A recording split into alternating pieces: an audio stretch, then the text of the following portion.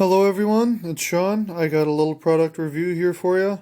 It's just going to be swift and short. I don't want to drag this out too long.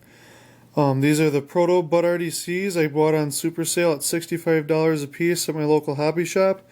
They're on sale at Walther's for, I don't know, probably about $100 I'd say. 75 to $100. I just want to say that they're great models. They actually look really good.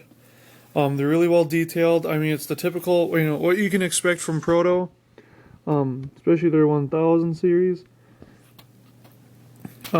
It's pretty well detailed. There's a couple little things, like you can see the gaps in here a little bit. Gaps in here a little bit, but I mean, it still looks really good. The reason I bought these, I'm not going to keep them the way they are. These are going to get gutted and torn apart, and for the most part, either thrown out or sold. I'm actually going to use these to power some South Shore cars, the Nippon single-level commuters, and the gallery cars. I've got 2 of each on the way. So I'm going to take the drives out of these, so I'm not really worried about setting them on their side or anything. Obviously, you've got your dummy truck on one side and your powered truck on the other.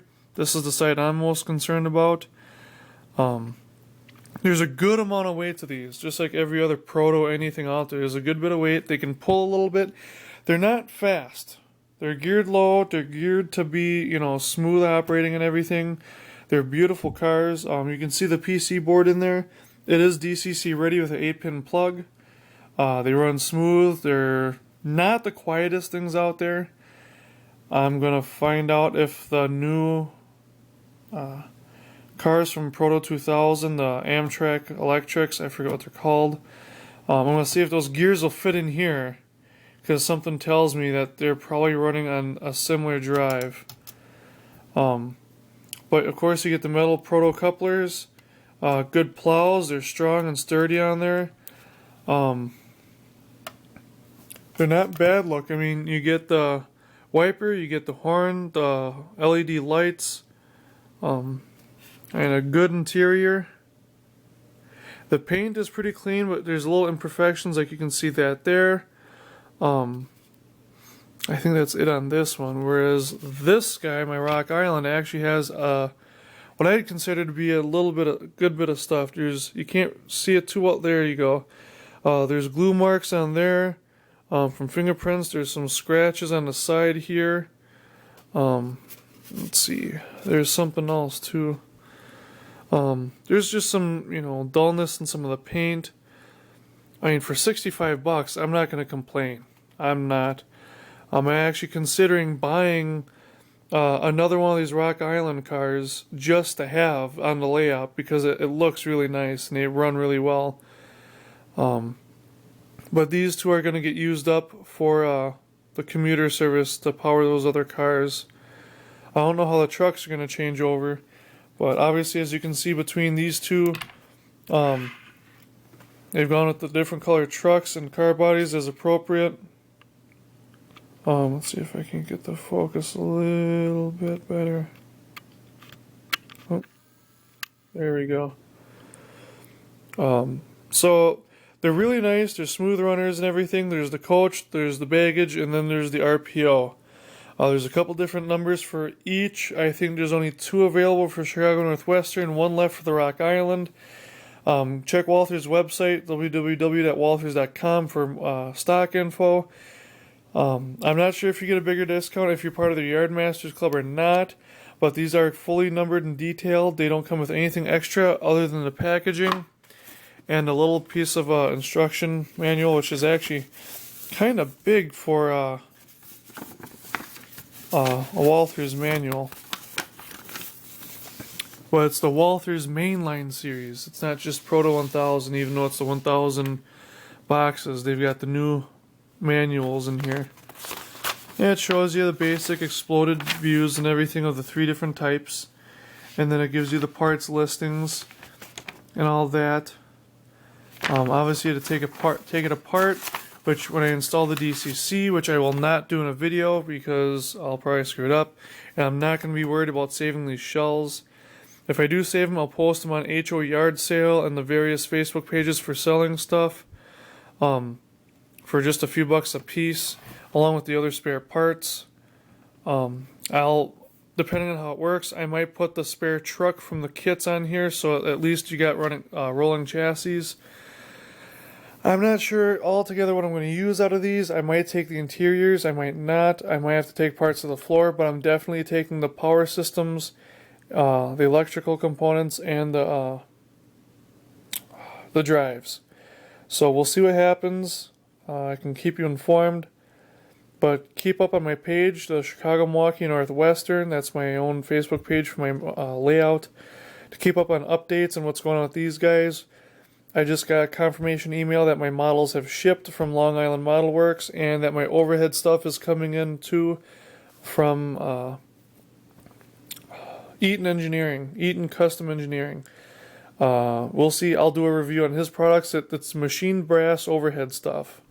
He's got trolley poles. He's got wire frogs. I ordered one of his poles and a small package of his frogs. Really good prices. Very, very reasonable. I suggest emailing him. Don't bother calling. I had no luck getting through, but he's pretty good at emails, it seems like. So, and if anyone's curious, I'm going with a Digitrax decoder. It seems like they're discontinuing a lot of their decoders for some reason. So I went with this guy, the DH163D. It's a 6-function decoder.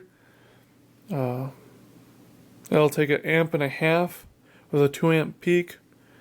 And we'll see what happens. It's got 6, 0.5 amp functions. I'll use those for the directional LEDs, the classification lights, and the ditch lights. I don't think I'll be putting interior lights in the cars I'm building because they're going to be tinted windows, so you won't be able to really see inside the car anyhow. But if I can see inside the car, I'll probably be using the interiors out of these guys. But we'll see what happens. The LEDs in these might come in handy because they're spaced about right and they're in the right place. So we'll see what happens. I don't know if I'll be able to repurpose these or not. I might try custom painting on one, taking the paint off, and then because I need to learn how to paint, and then trying it out within these doors here to tape it off. I'd like to do with one of my Nippon cars, one with the modern South Shore paint, and then one kind of a heritage with the orange and maroon, or orange and brown with the brown doors, brown roof, or a gray roof, and then the orange paint on the side. But we'll see what happens. I'll have more stuff coming in soon. I've got 2 more gen sets and 2 F40PHs I'm still waiting on to get DCC in them, and I'll have those. And of course the models I just mentioned are coming in. The traction parts for the overhead, and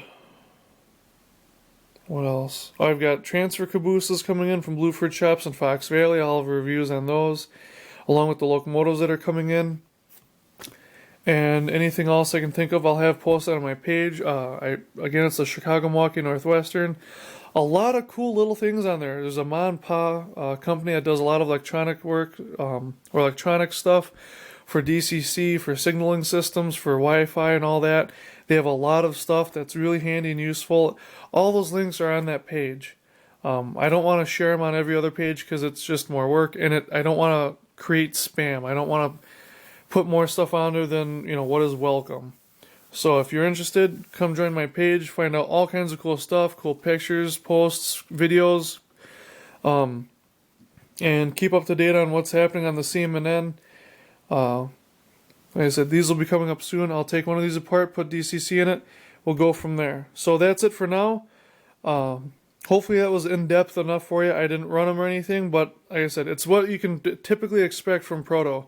Smooth running, powerful can motor.